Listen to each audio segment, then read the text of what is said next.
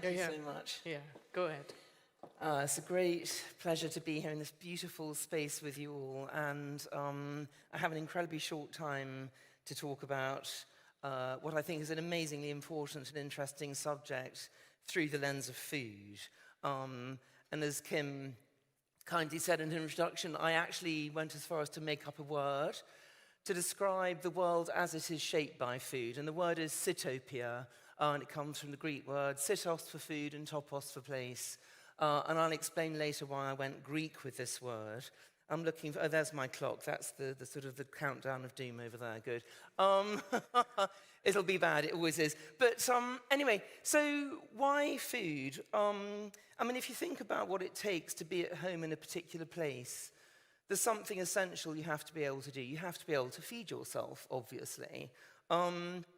And again, without sort of lingering too long on really very big fundamental questions, when we discovered as a species how to control the landscape through fire, and also how to cook food, and also how to defend ourselves and warm ourselves through the making of a fire in a place, it was the first time we'd actually made home on the planet. So this is a very profound moment, and something else about the sort of the making of a fire and a place to come back to in the landscape is that what we did predominantly around the fire, and we've been doing it for hundreds of thousands of years, is we shared food that we'd got from the landscape. So the meal, the sharing of food, being together with people we know, we love, we're related to, for me, always will be the most fundamentally safe, secure, happy place. And I think this is the home that we're always trying to get back to.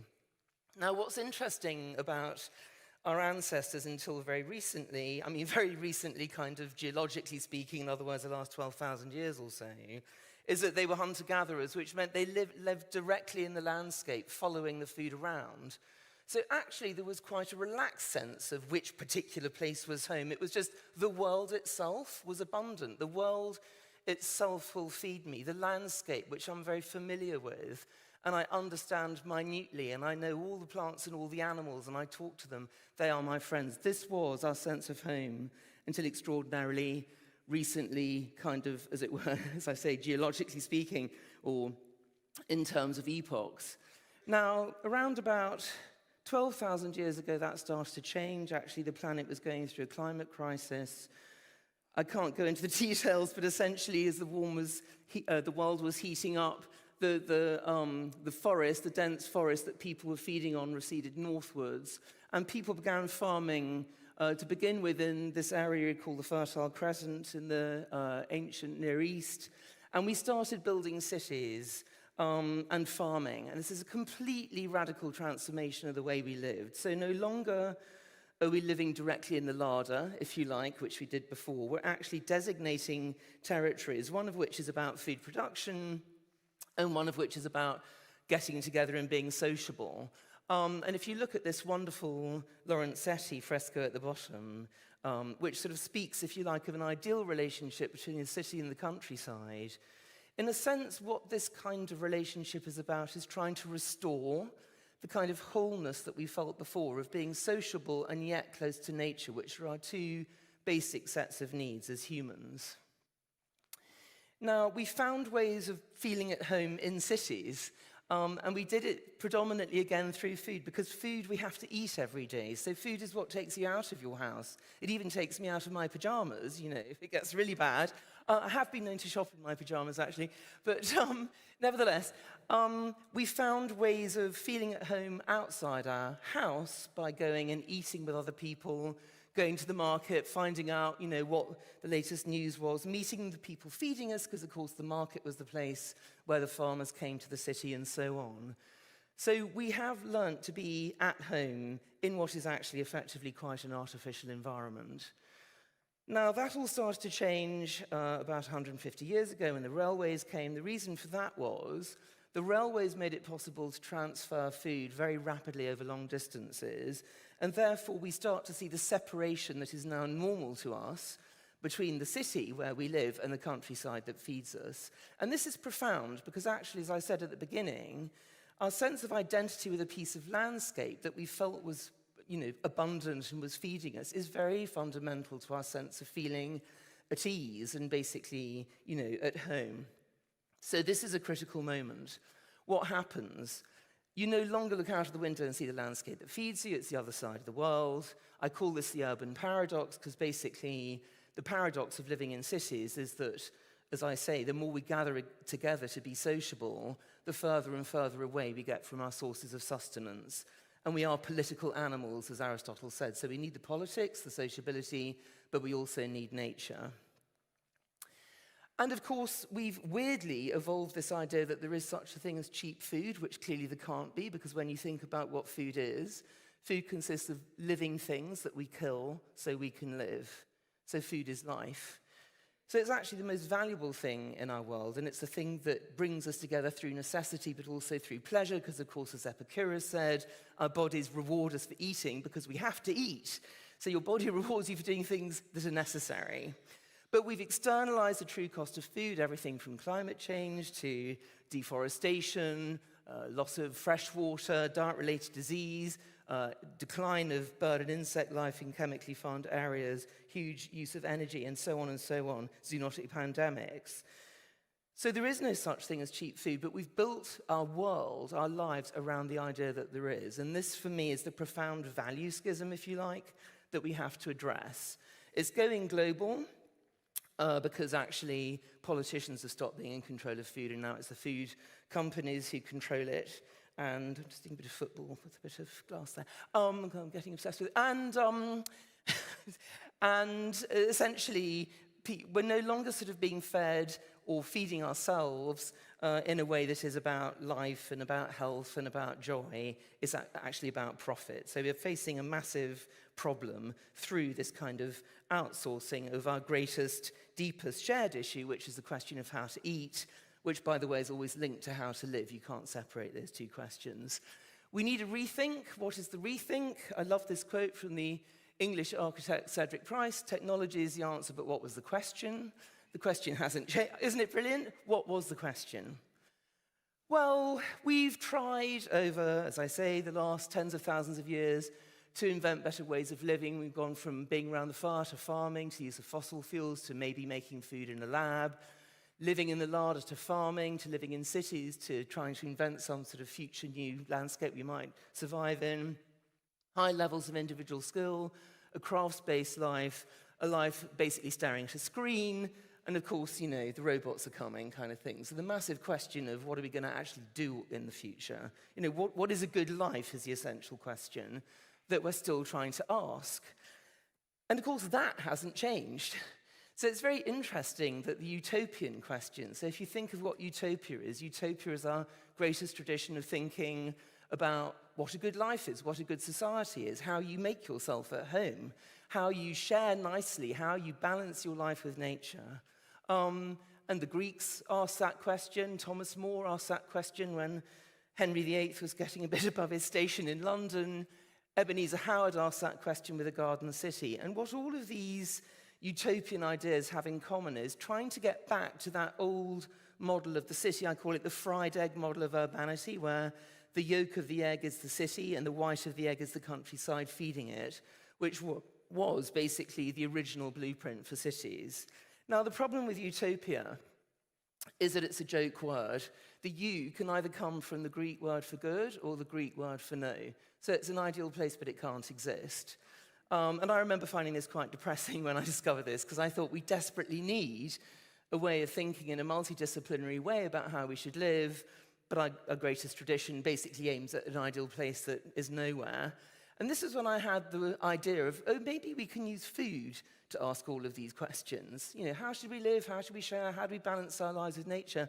Food is at the heart of all of those questions. Hence, that's why I went Greek with the word Sitopia. We live in a world shaped by food.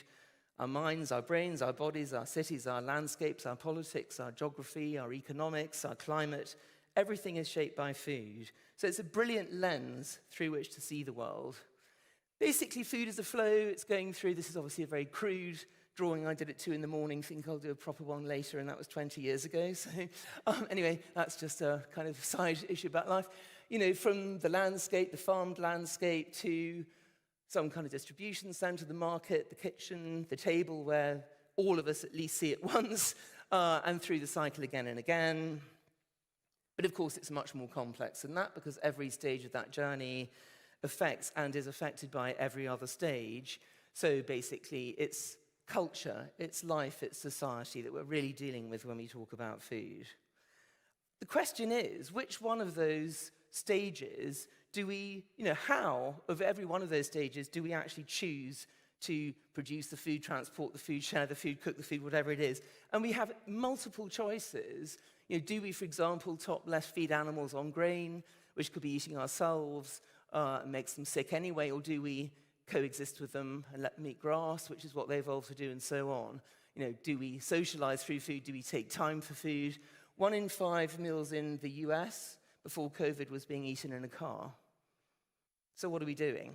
What is a good life? It's gone red now, this horrible thing. Horrible thing. Expelliarmus. There are no, thank you.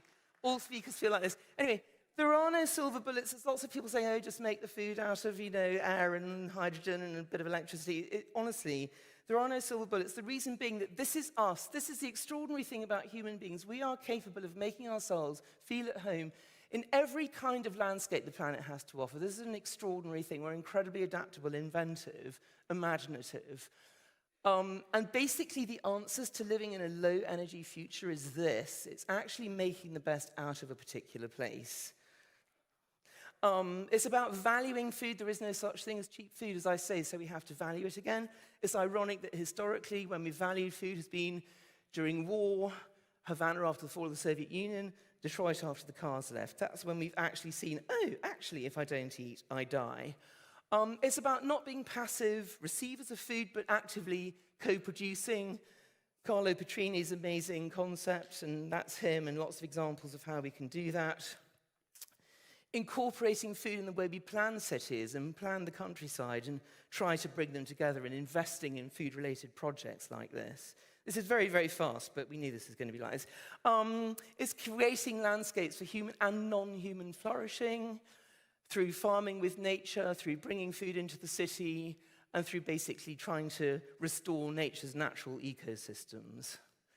Now, the thing about being at home is it's really fundamental to our sense of having a good life. And what I find really interesting is those millions of years we were evolving when we lived in nature actually turn out to have been really successful.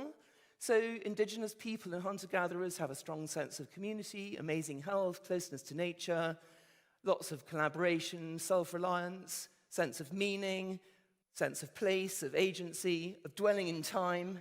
Benjamin Franklin said time is money, one of the most destructive things anyone's ever said, because time is not money, time is life. Now, the point is we can still have those things.